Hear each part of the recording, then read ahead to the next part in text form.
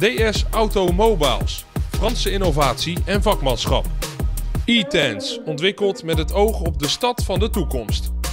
DS Automobiles biedt mobiliteitsoplossingen, rijplezier en services op maat.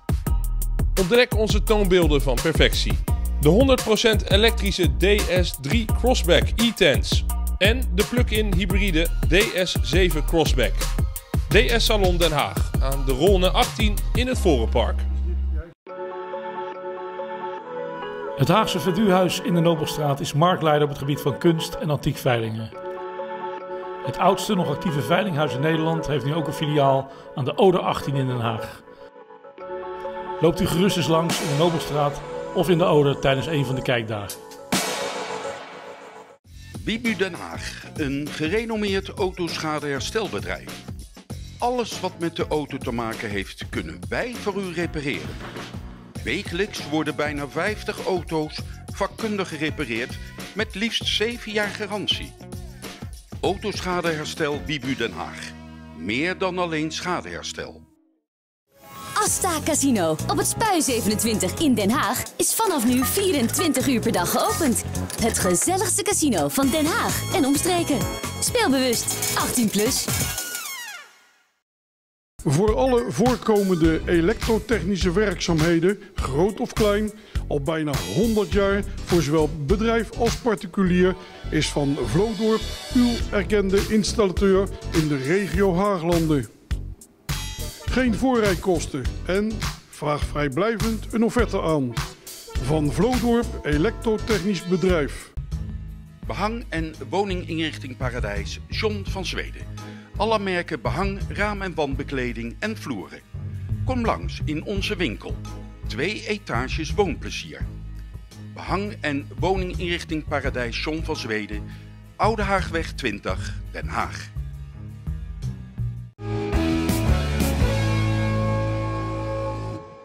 Een vooruitblik op het duel tegen Heracles met trainer Alan Pardew en een gesprek met speler Erik Valkenburg. Dit is Studio ADO.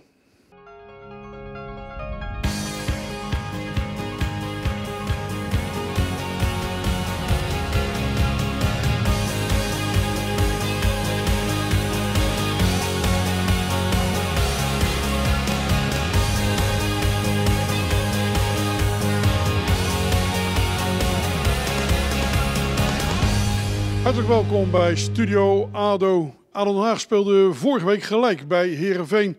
En dit weekend, zaterdagavond, komt Heracles op bezoek.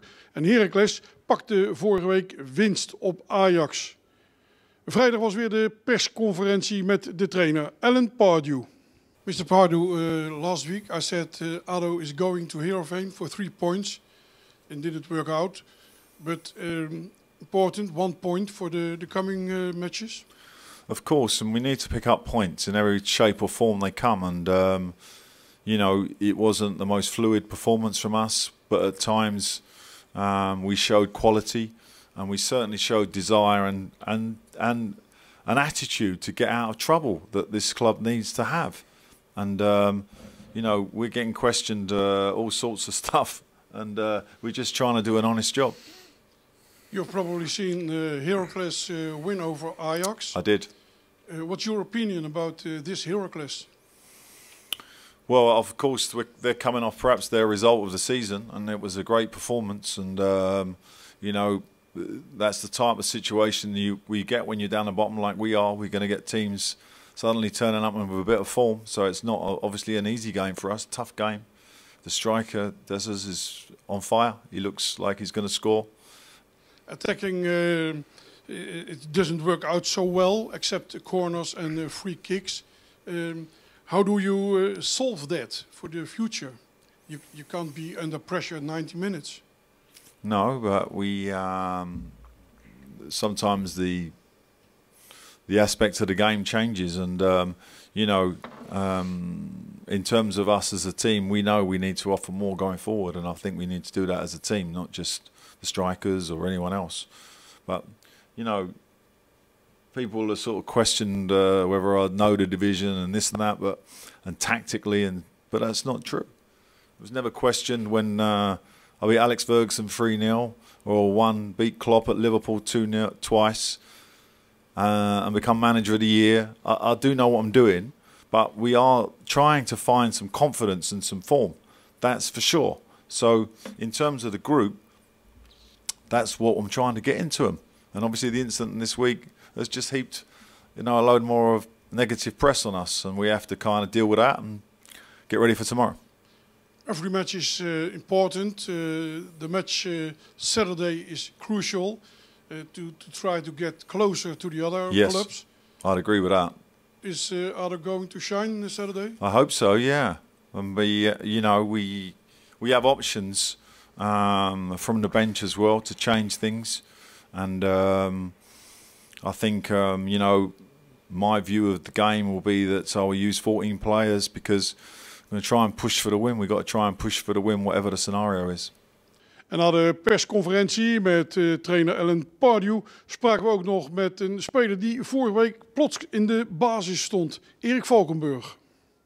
Erik, vorige week ineens een basisplaats. Wanneer hoorde je dat? Dat hoorde ik vlak voor de wedstrijd, op de wedstrijddag zelf. En ik was wel verrast, maar ik was natuurlijk wel heel blij dat ik weer eens mocht spelen. Was niet zwaar, want ja, je mist dan toch een stukje wedstrijdritme. Ja, het was wel zwaar. Het was ook een zwaar veld. Dus het was keihard werken en ik was blij dat we op 2-0 voorkwamen. En ik hoopte dat we die wedstrijd gingen winnen, maar uiteindelijk moesten we genoegen nemen met een punt. Wat ook wel verdiend was, denk ik. Maar het was loodzwaar om weer 90 minuten te spelen, maar ik was er wel heel erg blij mee.